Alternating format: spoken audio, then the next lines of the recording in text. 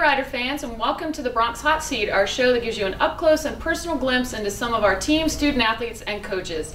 Today I'm here with a very, very special guest, and this is not going to be your typical edition of the Bronx Hot Seat because we haven't had an alum on here before, but I'm very, very pleased to have Rider's favorite Sacramento King, a 2008 graduate of the university, Jason Thompson, here with me today. So, welcome, Jay. Glad you could be here with us. You said it's a different edition, so that means it's the JT edition? No, this is my show. You need to understand that. But it's the Karen Torsha Hot Seat featuring Jason Thompson. JT edition. Yes, yeah. We'll make that as the actual heading. I am the host. You're just my guest. All right.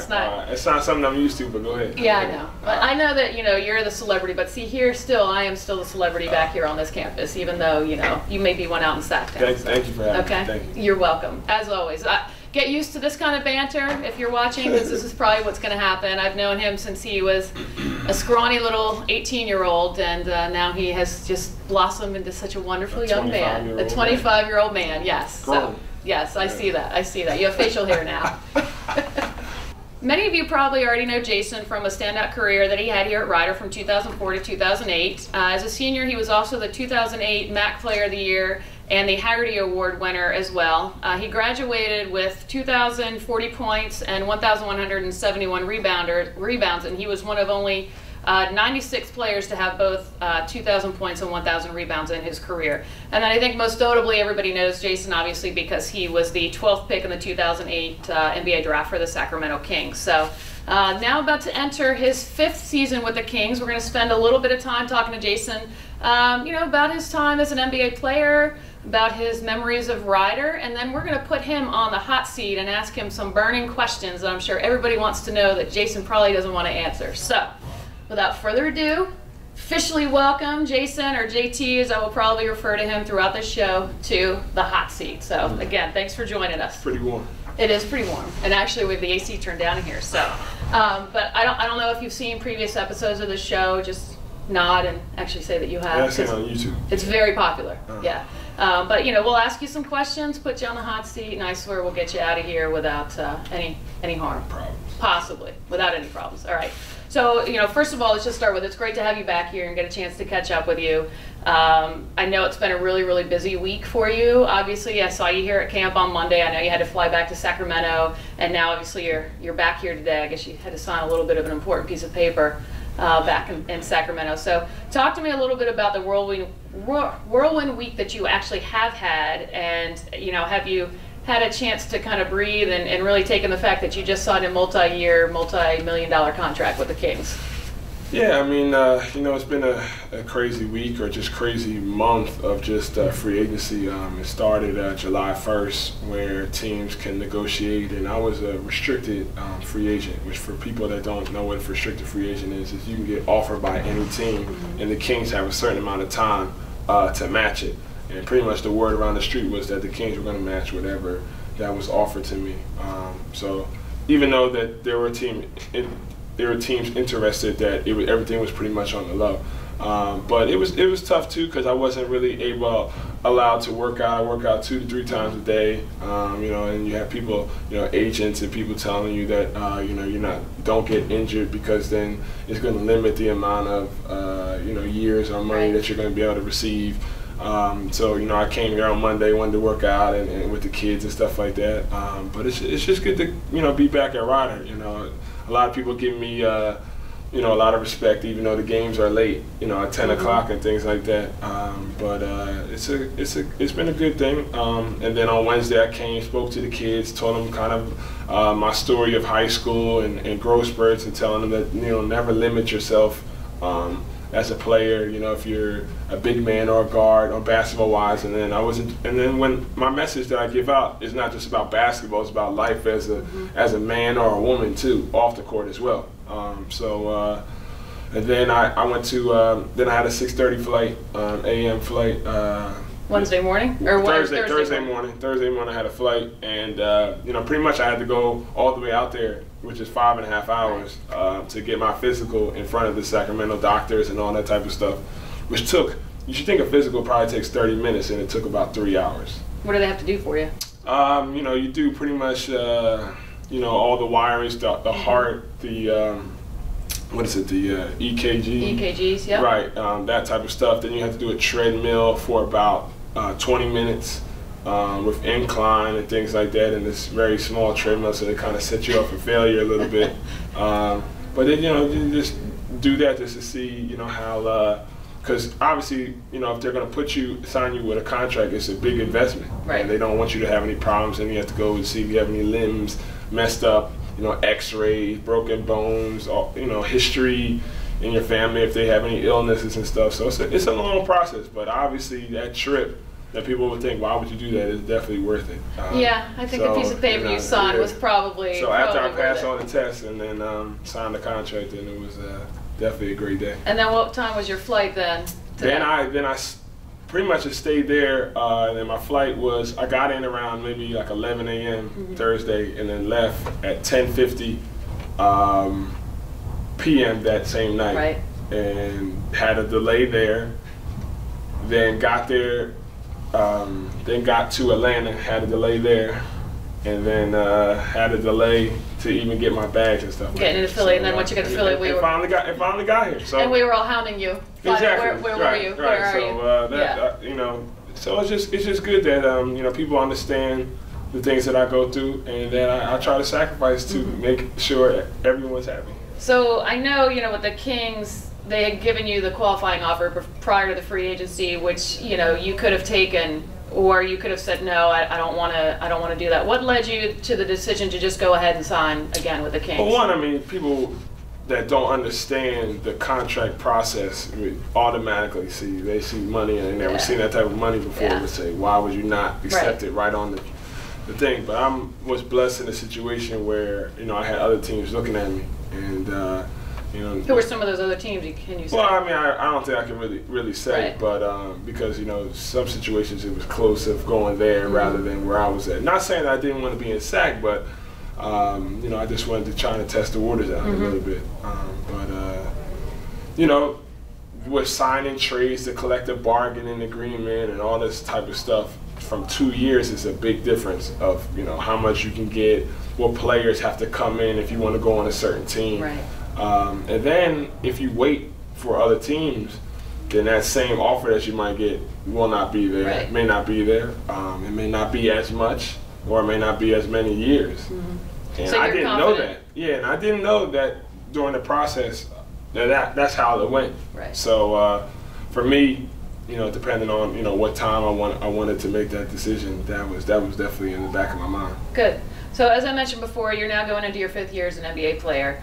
What are some of the biggest differences that you're looking at now between when you were going into your rookie season? I mean, obviously you're more experienced, but other than that, what are some of the biggest differences that you've you know, experienced or gone through between your rookie season and now? Well, obviously I'm getting older, a little bit wiser. You know, everyone knows, you know, my rookie year where I got my car popcorn. And yeah, stuff we were like going to that. talk about that too. Everyone talks about that, but that's like such a you know, long flash that I don't even really remember like that, just because it seems like it's been that long ago. You know, because if you think about it, I'm kind of like graduating in a way as a senior. So, and I'm kind of getting there to a vet.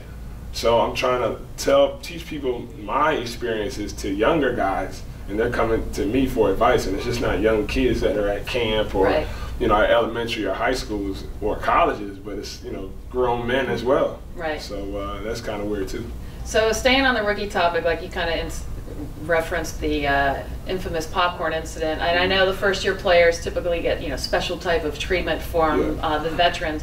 What are the things that you encounter? I think I saw you at a couple of your games walking around with some kind of backpack. Well, one, talking about the popcorn, it's weird how like 3 other rookies on my team had the same exact thing, but it was definitely not as published as mine was. Well, for those who might be watching and don't know the popcorn incident, why don't you explain what happened actually? Well, you know, obviously every rookie has duties. You know, if you don't do those duties, then, you know, the duties that some of us had, you know, you have to do bagels, some do cream cheese and jelly, others do fruit and all that type of stuff. For me, the situation that happened was I had to bring the bagels, but I also had to get a lift in, or I would have been fined. about $2,500 or something like that. And I couldn't do both. So what I did was I went to get the lift in and then let one of like the secretaries, I gave her money to get the thing done. And everything was good until she gave me the food in the weight room. So they all found out. Well, not found, they saw it. Yeah. So everyone saw it. And then next thing you know, that's where it triggered. And usually they do the popcorn while I'm practicing. So I'm ready to go home and all that type of stuff. Very tired from practice. And it doesn't even look like nothing was wrong with my car until I got closer. And that's when you seen it. And then next thing you know, it was on YouTube. And about, I would say, an hour, it had like 1 million views. And next thing you know, then it's on Yahoo. Oh yeah. On the front page of pretty Yahoo. much everywhere. Yeah, it was like, pretty much everywhere. Your car filled with popcorn. This is crazy. Yeah. And I know you had to get a detail to get it out. So of course, yes. Now, of course, you got Thomas Robinson coming in. You have any well, things in mind I don't for really him? I don't really like to be the one to. I'm not sure what age or how many years you have to be the veteran guy. We still have some older guys than me. So for me, I don't really like to be the guy to be the one to be the one to be the ringleader of that type of situation. That's nice. I'm sure he'll appreciate that. Well, yeah, but I mean, doesn't mean he won't get something. See. It just won't be in your hands, right? Exactly. Well, let's go back to the night you were drafted in 08. I know you were at home with your family first, and then you came out to a draft party at a local restaurant in Mount Laurel. I was there. It was a tremendous night. Tell me what went through your mind that night when you heard your name called, and then what was it like for you when you got out of the limo at that restaurant and just saw all these hundreds of people there to see you? It was a crazy feeling. I didn't know how I was going to react. Because no one really understands the draft process. You have to go from city to city each day and only maybe work out for 1 to 3 hours, playing against different guys that are going to be your head to head in type of positions. Obviously, you're in the same position with that guy, and then also they might get drafted higher than you, or you might get drafted higher than them. So next thing you know, just I'm not sure. Usually I was projected from 16 to 30, second round, or maybe not even drafted, just because if no one needs a power forward or someone of my caliber on their team, then you could just keep dropping like some others, in past history. So actually, we had a camera crew at my house, and like I said, I was projected from 16 to 30. So they thinking that they should get there a little bit early. So they got there around maybe the 10th pick. Setting up and things like that. And I just remember, my agent at the time we were in the kitchen, and he just kept bumping me. And I was like, what's up? His phone kept vibrating because we didn't want anything really loud. And then I seen the text, and it said congrats, but nothing had happened. Because, it's not like it's a recorded draft, it's live. So next thing you know, the 11th pick happened, and then the 12th was coming up, and it was on the clock, and then it said congrats. And I'm like, come on, man, stop playing, stop playing. And then next thing you know, he like hugged me, and no one knows because everyone's trying to be nosy looking at us. And then they called the name, and it was just like, I didn't know how I was gonna react, but it was just like, just relieved and just tons of stuff from I just looked at like childhood. From there, and all the hard work and stuff like that had paid off. I hugged my brother first, then my mother, and then my dad's outside, screaming and crying and stuff like that. I'm like, which was crazy too. So acting like he got drafted. Well, I know at the restaurant we had the private room, and Coach Dempsey and I were the only ones really by the TV because everyone pretty much thought you were going to be a little bit later round, and he and I swear, we're the only two that actually heard it, and we went crazy, and then everybody else was like, "Oh my God!" And then they saw the TV, so and the whole restaurant just erupted. And then I know, obviously when you got there, it was just a crazy scene and a fun night. So, and now since you've been there for 4 years, you've had some ups and downs in your career. I think in 4 years you've had 4 different coaches. You've seen your playing time kind of go up and down and up and down. You've had a couple minor injuries, including I guess with a broken toe or something that you had. How have you kept yourself positive through all of that, and really what drives you to succeed? Yeah, I think, like you said, I went through like a mini roller coaster a little bit. Stuff that I really never went through. I think from high school to college, I was only injured for one thing, and that was a concussion, and I had to be out for a week. And I think I even came a little bit earlier. Loyola game. Yeah, and I think I even came back a little earlier than I was supposed to. Right. But since it was sacrificing for the team, I came back to play. So never knew how it was, really to get injured and things like that.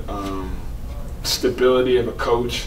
Every coach wants something different out of their player, depending on if you've been a scorer somewhere, if you're a rebounder, your hot spots and all that type of stuff. So that transition was tough. I think since I've been drafted, there's only one player that's still on the team. Is that Francisco? Francisco Garcia. That's what I thought. Yeah, and he's also, I think, one of the oldest, which is kind of weird too. And it's only been 4 or 5 years. So that just tells you that the chemistry of a coach and players, it's tough to be successful if everyone's just in and out. Yeah. So like you said, there's been ups and downs. There's been ups, there's been downs, but just for me, just to keep my head, I get advice from other veteran guys that maybe dealt with the same situation, or seeing what I was going through, knowing that the talent is there. But he just said that a lot of messed up things can mess people's situations up. Right. So walk me through a typical day with you right now in the off season, and then particularly during the season, like maybe on a game day. I'm sure obviously they vary, but most of the people that are going to watch this episode of Bronx Hot Seat won't have any idea what it takes to be an NBA player. So what do you go through typically like during the season? A typical day for me during the season is, I have a shoot around. Before shoot around, I eat breakfast, go to shoot around, go over the plays of the team and stuff like that. Then I definitely and then I eat lunch after that, and I definitely got to get a nap in. The pre-game nap is the most crucial thing for me. Then I get to the arena, say if it's a 7 o'clock game, around 5:15. And then play my game. So what about now? What's a typical day now when you're in the off season? For me, I have a chef, so I'm still eating breakfast, but I'm not eating as much. Also, then I'll get my workout in on the court, and then I'll eat lunch, and then I'll probably get another shooting session in, and then after that shooting session, then I'll go lift, and then I'll eat dinner, and somehow in there I'll get like a protein shake in or something like that too. Must be nice to have a chef. Yes. I need a chef. Yes. And it's not that I can't cook, it's that I try to eat healthy. Right. Okay, good. We'll get that, make sure that footnote is in there. Right, yeah. Shout out to females that don't think I can cook. So what can fans of the Sacramento Kings expect to see out of number 34 next season? Just just a lot of consistency. My field goal percentage was high. I know that I got to shoot better from the free throw, but I think in my beginning years it was higher. I think it dropped a little just because I was taking too much, maybe about this situation where I'm at night now and stuff like that. So I think free throw line is all mental, but for me, I'm trying to stretch my game out a little bit, shoot some threes more. Take people off the dribble, rebound, and go coast to coast and that type of stuff. So is it you're a little bit more relaxed now that you got this multi-year contract? Yeah, I think that is one thing. I can't say that I was stressed or too tense, because I don't think I'd be in the situation that I am if I didn't at least somewhat succeed. Good. All right, so that kind of does it for my, Jason Thompson, really basketball, NBA kind of related questions. So now I'm going to put you on the hot seat. So these are just some questions that I want to ask you, and the first thing that comes to mind, you should answer. Okay. All right. So it's like a one-word answer. No. It can be an elaborate answer, but you'll see. I'm not going to ask you anything too personal, because we could just Google you and you can find out all kinds of stuff that people think. I'm sure. Yeah. All right, so when you signed your rookie contract with the Kings in 2008, what was the first thing you bought? A Cadillac Escalade. Okay, did you buy your... With rims on it and tints, so that's the first thing I wanted to do even when I first got here. I was like, if I ever get drafted, I was trying to get. Excellent. What'd you buy your mother? What's the first thing you bought your mother? I got her a purse. But I got her a car too. She tells the story that the first time after you signed a contract and you all went out to lunch as a family and the bill came and they handed it to you, and you handed it to your mother. You know she tells that story, right? I didn't hand it to my mother, I handed it to my father. I'm like, don't think that things has changed just because. And I was like, the checks ain't coming yet either. And then you gave them a big Christmas list too, your first Christmas, and they your mother said, Jay, you can buy this stuff for yourself. Exactly, but it's the thought. It's the thought that gets the principle. Oh, okay. All right. Who's your favorite basketball player, college or pro? Other than yourself. Now? Well, whoever, growing up. Oh, ever. I would say Will Chamberlain was. I really live. I didn't get to see him play, but on film, just to see how dominant a person was, and to score 100 points in an NBA game is unheard of, and probably will never be, matched again.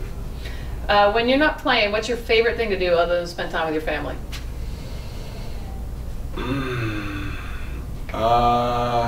I just think I just hang out with my friends, and if that's going to the beach, that's traveling, going vacation. I have a lot of lively friends, so so they always will give me an idea, and then I'll run with it. Got it. What's the best piece of advice you've ever gotten from someone, and who was it from? I could say my parents. They said, don't ever let someone tell you can't do something.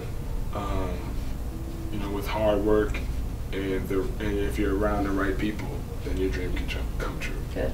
What's your favorite song to listen to before a game to get you all hyped up?